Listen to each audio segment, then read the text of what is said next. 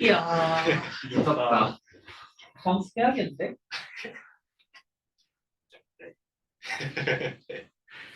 RL의 오브젝티브부터 이제 두 번째 강의에서 얘기했죠. 그래서 RL 오브젝티브 펑션은 이제 expected reward sum을 맥시마이즈하는 그런 패스를 선택하도록 하는 건데, 이미테이션 러닝 같은 경우는 우리가 얘기하고 있는 슈퍼바이스드 러닝이랑 똑같아요. 그래서 어떤 스테이트에서 이런 액션을 해야 된다. 예를 들어서 뭐 도로가 이렇게 뭐 정체되어 있는 상황에서 뭐 어떻게 틀어라, 이런 것들이 다 레이블링이 되어 있고, 그걸 그냥 마치도록 하는, 그냥 우리가 잘 알고 있는 슈퍼바이스 세팅이 저 이미테이션 러닝 두 번째 강의에서 그렇고요. 그 다음에 나오는 것이 이제 폴리시 그레디언트죠. 그 폴리시 그레디언트는 저 아까 말씀드렸던 아래 오브젝티브 요거 있죠. 요 expected real sum을 이제 직접적으로 미분하면은 이렇게 식을 유도해낼 수가 있는데, 이걸 결국 뜯어놓고 보면은 이렇게 슈퍼바이스 오브젝티브에 웨이트가 걸려 있는 거랑 비슷한, 지금 그렇게 이해를 하시면 될 것 같고, 그래서 끝까지 가봤을 때 리워드가 높으면은 거기에 대해서 포지티브한 그런 그레디언트를 흘려주고, 반대의 경우에는 이제 네거티브하게 흘려주면 되는 겁니다. 이렇게 직접적으로 저 아래 오브젝티브를 미분해서 저렇게 그레디언트를 만든 게 폴리시 그레디언트이고요. 그래서 여기서 생기는 문제점이 요 텀에 해당하는 건데, 요 텀에 해당하는 게 베리언스가 너무 크다, 이런 문제들이 있어서 두 가지 대책을 내놨습니다. 그래서 첫 번째 게 커설리티 트리, 두 번째 게 베이스라인 도입하자, 이 두 가지였는데, 커설리티 트리 같은 경우는 지금 스테이트 S 뭐 2에 있다라고 하면은 이전 스텝에서 받았던 리워드는 지금 스테이트에서 밸류를 추산하는데 필요가 없는 값이니까 그거를 제외해서 요 텀의 절대적인 값을 줄여서 베리언스를 줄이자. 이게 첫 번째 커설리티 트리겠고, 두 번째는 이거랑 또 비슷한 맥락으로 얘기를 하는데, 컨스탄트든 어떤 뭐 함수든 이 베이스라인을 빼주면 그 베리언스가 줄어들게 된다. 이 두 가지 이슈를 또 얘기를 했고, 또 더 나아가서 액터 프리팅에서도 얘기하는 게 이 베리언스를 계속 줄여보자. 어떻게 줄일까? 이걸 고민하는 거고, 마찬가지로 액터 프리팅 같은 경우는 이제 이 슈퍼바이스 오브젝티브에 Q 펑션을 곱한 거, 그러니까 이 스테이트에서 그 수단되는 가치가 얼마냐, 요거를 웨이트를 한 건데, 여기다가 그 밸류 펑션을 베이스라인으로 추가를 해서 넣게 되면은 그게 이제 어드밴티지가 됩니다. 그래서 이 아까 말씀드린 것처럼 베이스라인을 추가하게 되면은 베리언스가 줄게 되는 효과가 있겠죠. 근데 이 어드밴티지를 가지고 하는 것도 결국에는 밸류 펑션을 가지고 피팅을 하는 그런 똑같은 얘기예요. 왜냐하면 어드밴티지는 Q에서 V를 뺀 걸로 정의를 할 수가 있고, 그거를 우리는 리워드 플러스 다음 스텝의 밸류 펑션 빼기 현재 스텝의 그 현재 스테이트의 밸류 펑션, 이렇게 지금 TD 러닝을 할 수가 있기 때문에 결국 밸류 펑션만 피팅을 잘 하게 되면은 지금 우리가 목적하고 있는 이 텀을 지금 구할 수 있다. 그래서 두 가지 접근이 있는데, 첫 번째로는 몬테카를로 방식. 그래서 이 스테이트에서 끝까지 롤아웃을 다 한 다음에 그 리워드들을 다 더한 거 빼기 이 밸류 펑션을 이제 그 어드밴티지 에스티메이트를 사용하자. 그러면 바이어스는 일단 없겠죠. 실제로 롤아웃을 다 한 다음에 그걸 가지고 에스티메이트를 한 거니까. 근데 여기에 그 샘플을 하나만 가지고 에스티메이트를 하는 거니까 베리언스가 크다라는 문제점이 있습니다. 이제 그거에 대응돼서 나오는 게 벡터 프리팅이고, 벡터 프리팅 같은 경우는 아까 말씀드린 대로 이 템포럴 디퍼런스를 가지고 러닝을 하는 건데, 일단 베리언스가 훨씬 크게 줄어드는 효과가 있지만 이 바이어스가 이제 끼게 된다라는 단점이고, 이 두 가지를 적절히 절충할 수는 없을까? 그래서 나온 게 이 n스텝 리턴이고, n스텝 리턴은 이 n스텝까지는 크게 뭐 그 베리언스가 커지진 않을 테니까 n스텝까지는 실제 롤아웃을 한 값을 사용하고, 그 n스텝 이후부터는 TD 러닝을 하자.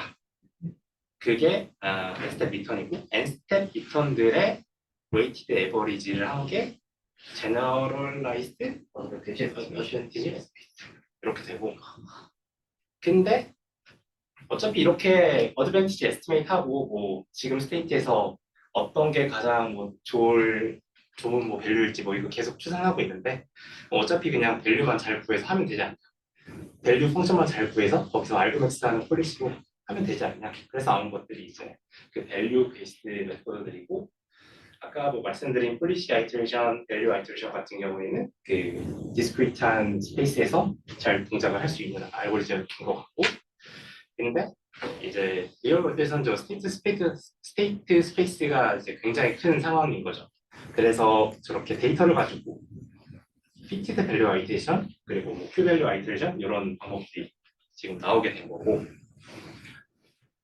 그리고 오늘 얘기하는 것이 이제 지금 일단 아까 전에서 말씀드렸어야 되는 게 여기까지 밸류 아이터레이션까지는 수렴을 하는데 이거를 피팅하는 순간 수렴성이 보장이 되진 않습니다. 그래서 이론적으로는 그게 보장이 되진 않는데 프랙티컬리 어떻게 해야 이 큐러닝을 잘할 수 있을까를 고민한 게 오늘 말씀드린 내용이고 두 가지 문제점이 일단 근본적으로 있는데 첫 번째로는 그 샘플들 간의 콜리레이션이 있다.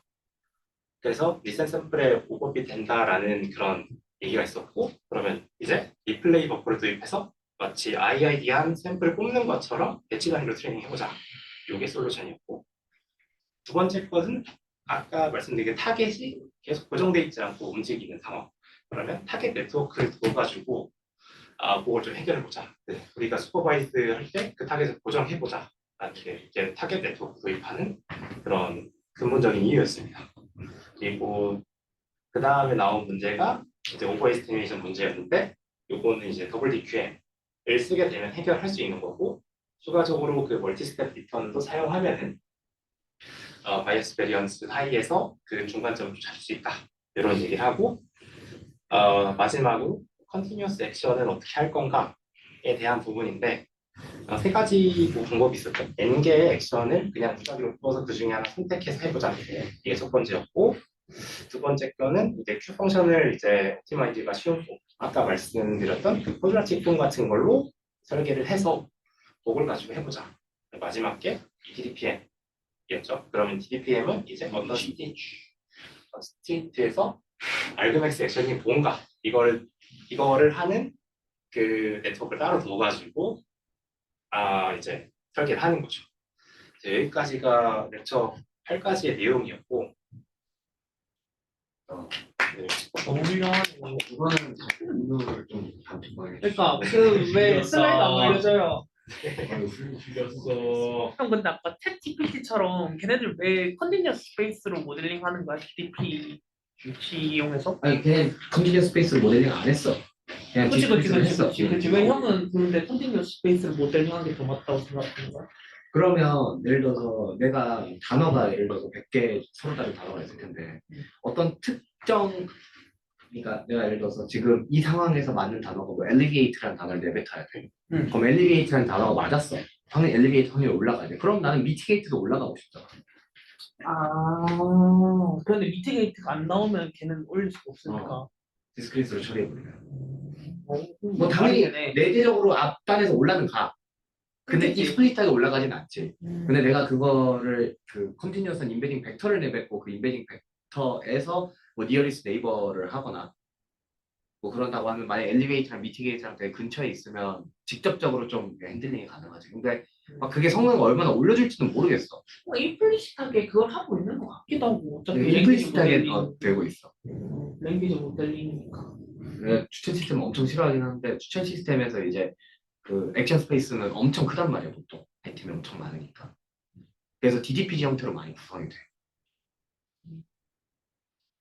마지막으로 알고리즘이 되게 많이 나왔잖아요.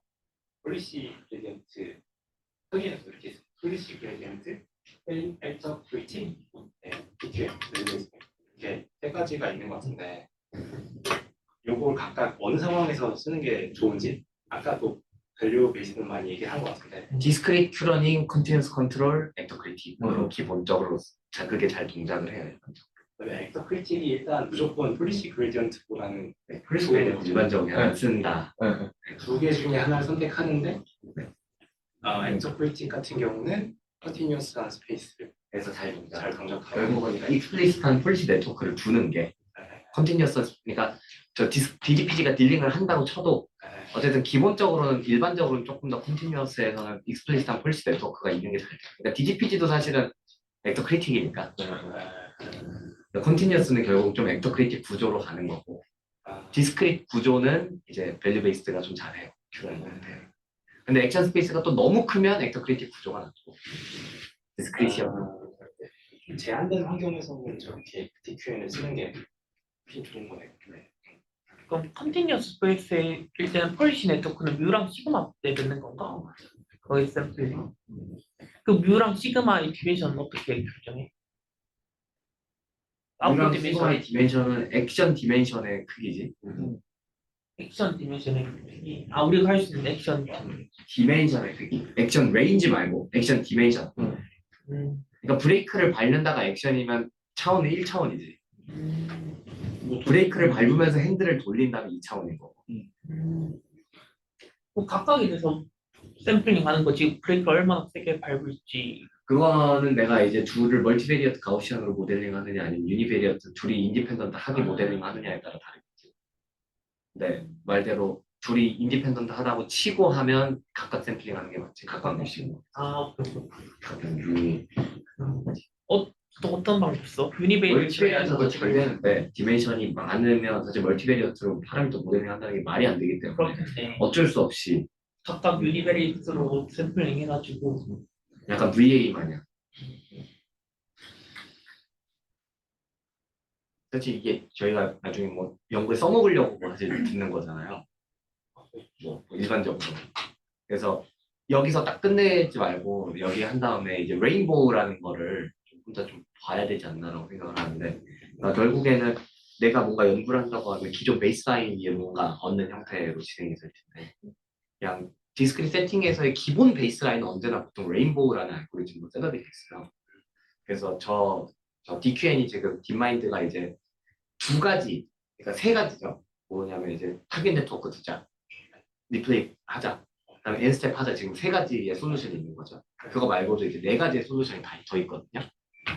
그 2015년부터 19년까지. 그래서 그때 각각 나온 네 가지 솔루션, 일곱 가지 솔루션을 이제 얘네들이 다 에뮬레이션을 해봤는데 뭐 다 넣으니까 더 좋더라. 그게 이제 레인보우라는 알고리즘이어서 그냥 저 베닐라 DQN에다가 일곱 가지 임플리멘테이션 트릭을 넣은 게 레인보우예요. 그래서 그게 일단은 사람들이 연구를 할 때 디스크릿 세팅에서 기본 백본으로 되어 있어요. 백본 알고리즘. 그래서 그걸 좀 이해해 두는 게 연구를 하기 위해서 좀 기초 단계로 중요.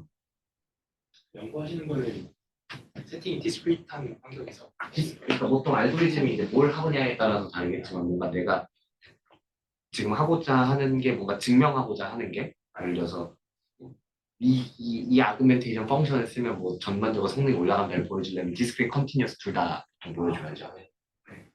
근데 그럼 디스크릿 환경에서는 이제 레인보우로 셋업된 코드에다가 그걸 하나 얹어서 이제 실험을 하죠. 이 정도. 레인보우 호준이 강의한 거 한승형 노트북에 있잖아. 발표 자료도 있고. 그리고 컨티뉴어스는 이제 다음 시간에 배울 PPO 그리고 다다다다음 시간쯤에 배울 소프트 앱터 크리에이티브 그 두 가지가 디폴트로 써요. 그래서 그렇게 알고리즘 세 개만 알면 기본적으로 베이스 코드는 이해는 다 할 수 있어요. 그 세 개만 알면 스타팅 포인트로. 발전 속도가 느려서 너무 좋아. 무슨 말이었어? 강왁스 알고리즘의 발전 속도. 아, 혹시 알고리즘을 더 발전시킬 게 있을까? 뭔가, 그러니까 그 레인보우 디펜도 알고리즘을 발전시켰다기보다 트릭을 넣은 거예요. 기본 틀은 있고. 딥러닝을 사용할 때 발생하는 문제점 어. 개선 느낌이지. 알고리즘 발전은 없어. 강화학습의 근본적인 요소를 건드리는 건 전혀 없는. 그러니까 그 근본적인 요소는 아까 말했다시피 그 딥러닝이 등장하고 나온 게 아니라 1900년대 옛날부터 있었던 것들이. 에스티메이터도 한 1980년대. 그러니까. 그러니까 다른 분야는 진짜 알고리즘 자체가 계속해서 변하는 거잖아. 뭔가 겐이나 디퓨전이나 이런 식으로. 근데 광학습은 그게 안 변하니까 차곡차곡 쌓을 수 있어서 정말 좋은 것 같아. 그거를 다 배운 다음에 거기서 트리플만 배우면 되는 거니까. 그렇지. 뭐 쌓여가는 의미가 있는. 또 이게 오프라인으로 가면 또 달라지고 그런 거 같아. 알고리즘을 못 쓰게 되고 막. 수고하셨습니다. 과장에서 오늘 좀